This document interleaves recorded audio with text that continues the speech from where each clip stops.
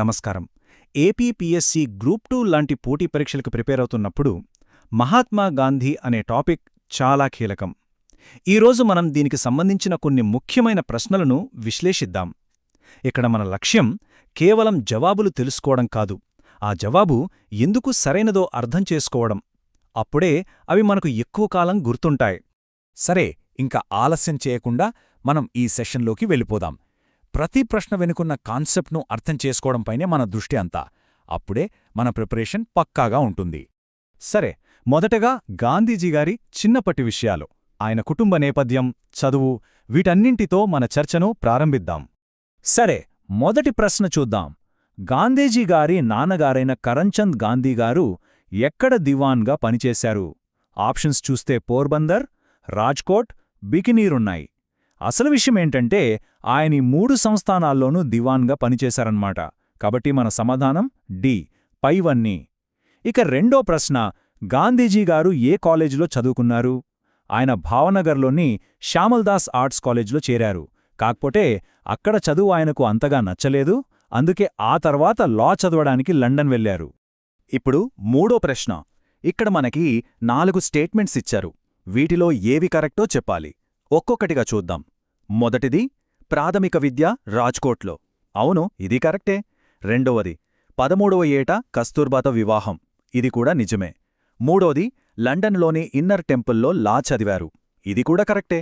ఇక నాలుగవది, రస్కిన్ రాసిన అంటు దిస్ లాస్ట్ పుస్తకం ఆయన్ని ప్రభావితం చేసింది. ఇది కూడా అక్షరాలా నిజం. సో ఈ 4 వాక్యాలు సరైనవే. అంటే ఆప్షన్ డి కరెక్ట్ ఆన్సర్. ఇక గాంధీజీ జీవితాన్ని పూర్తిగా మార్చేసిన అధ్యాయం అదే దక్షిణాఫ్రికా. ఒక మామూలు లాయర్గా వెళ్లిన ఆయన ఒక మహానాయకుడిగా ఎలా రూపాంతరం చెందారో, ఆ పునాదులెక్కడ పడ్డాయో ఇప్పుడు చూద్దాం. ఇది చాలా చాలా ముఖ్యమైన ప్రశ్న. చాలా పరీక్షల్లో రిపీట్ అవుతుంది. గాంధీజీగారిని రైలు నుండి బయటకు తోసేసిన స్టేషన్ ఏది? సరైన సమాధానం పీటర్ మారిట్స్బర్గ్. ఫస్ట్ క్లాస్ టికెట్ ఉన్నా సరే కేవలం నల్లజాతీయుడు అనే కారణంతో ఆయన్ని అవమానించి బయటకు గెంటేశారు. ఆ ఒక్క సంఘటనే ఆయనలో పోరాట స్ఫూర్తిని రగిలించింది.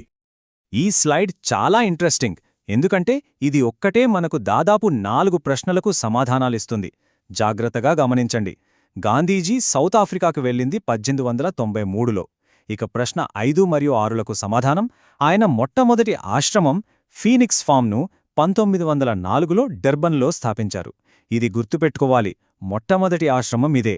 తర్వాత 10వ ప్రశ్నకు సమాధానం ఆయన మొత్తం 21 సంవత్సరాలు సౌత్ ఆఫ్రికాలో ఉన్నారు. ఇక ఫైనల్గా 9వ ప్రశ్నకు సమాధానం ఆయన తిరిగి ఇండియాకు వచ్చింది 1915లో. చూసారా ఒక్క స్లైడ్లో ఎన్ని పాయింట్స్ కవర్ అయ్యాయో? సౌత్ ఆఫ్రికాలో ఉన్నప్పుడు ఆయన చేసిన మరో 2 ముఖ్యమైన పనులేంటో చూద్దాం. 7వ ప్రశ్న, సేవాధర్మం అనే కాన్సెప్ట్ను ఆయన ఎక్కడ స్వీకరించారు? సమాధానం దక్షిణాఫ్రికాలోనే. అంటే ప్రజలకు సేవ చేయడమే అసలైన ధర్మమని నమ్మారు. ఇక 8వ ప్రశ్న, అక్కడి భారతీయుల సమస్యలను, వాళ్ల గొంతును వినిపించడం కోసం ఆయన ప్రారంభించిన పత్రిక పేరేంటి? అదే ది ఇండియన్ ఒపీనియన్. సరే, ఇప్పటిదాకా ఆయన జీవితంలో జరిగిన సంఘటనలు చూశాం.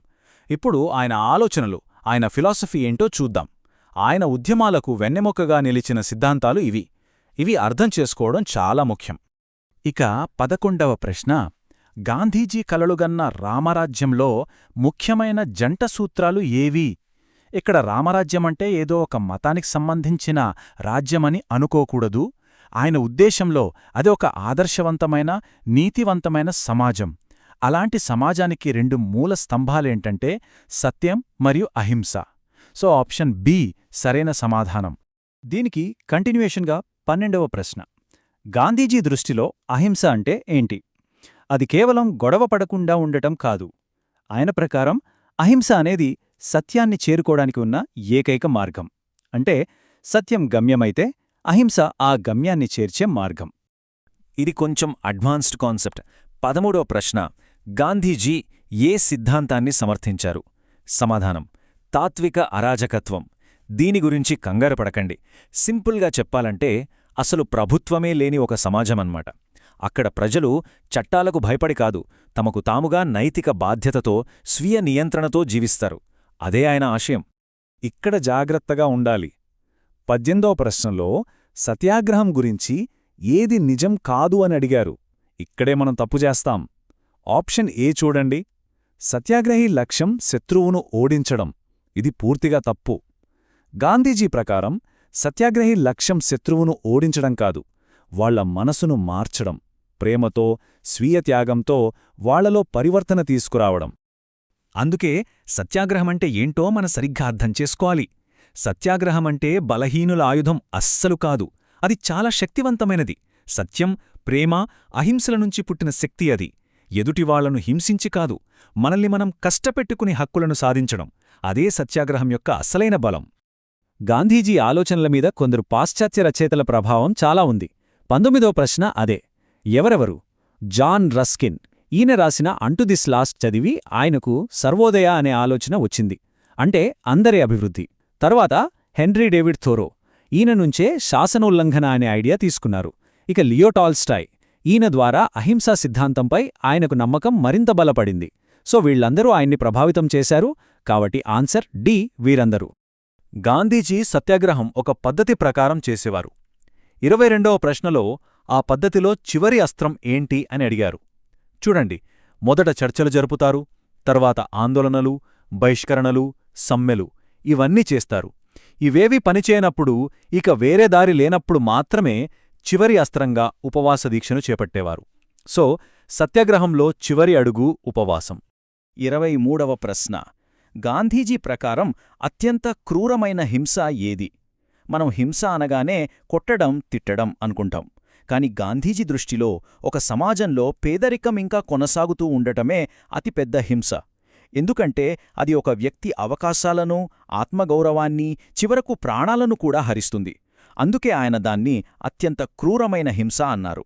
ఇక 24వ ప్రశ్న. కుటుంబ నియంత్రణపై గాంధీజీ అభిప్రాయమేంటి? ఆయన ఏ కృత్రిమ పద్ధతులను సమర్థించలేదు. ఆయన చెప్పిన ఏకైక మార్గం ఆత్మనియంత్రణ లేదా సెల్ఫ్ కంట్రోల్. ఇక మనం ఈ చర్చలో చివరి భాగానికి వచ్చేశాం. గాంధీజీ భారతదేశానికి తిరిగి రావడం, ఆయనకు మార్గనిర్దేశం చేసిన గురువులు, ఆయన స్థాపించిన ఆశ్రమాల గురించి తెలుసుకుందాం. ఈ 2 ప్రశ్నలు 20, 21 ఒకే వ్యక్తికి సంబంధించినవి. గాంధీజీ తన రాజకీయ గురువుగా ఎవరిని భావించారు? సమాధానం గోపాలకృష్ణ గోఖలే. గాంధీజీ 1915లో ఇండియాకు తిరిగి వచ్చినప్పుడు గోఖలే ఆయనకు ఒక చాలా ముఖ్యమైన సలహా ఇచ్చారు.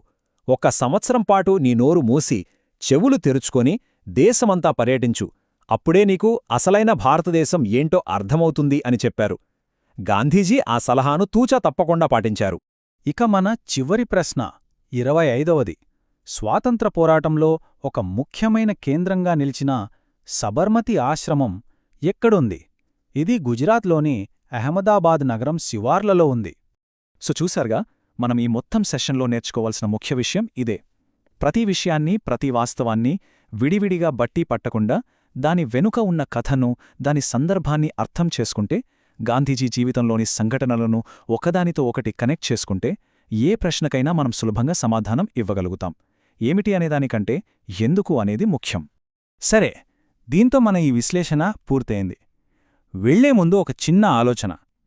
గాంధీజీ చెప్పిన సూత్రాలు సత్యం, అహింస, సత్యాగ్రహం, వీటిలో ఈరోజు మన ప్రపంచంలో ఒక మార్పు తీసుకురావడానికి ఏది ఎక్కువ శక్తివంతమైనది అని మనకనిపిస్తోంది? ఆలోచించండి.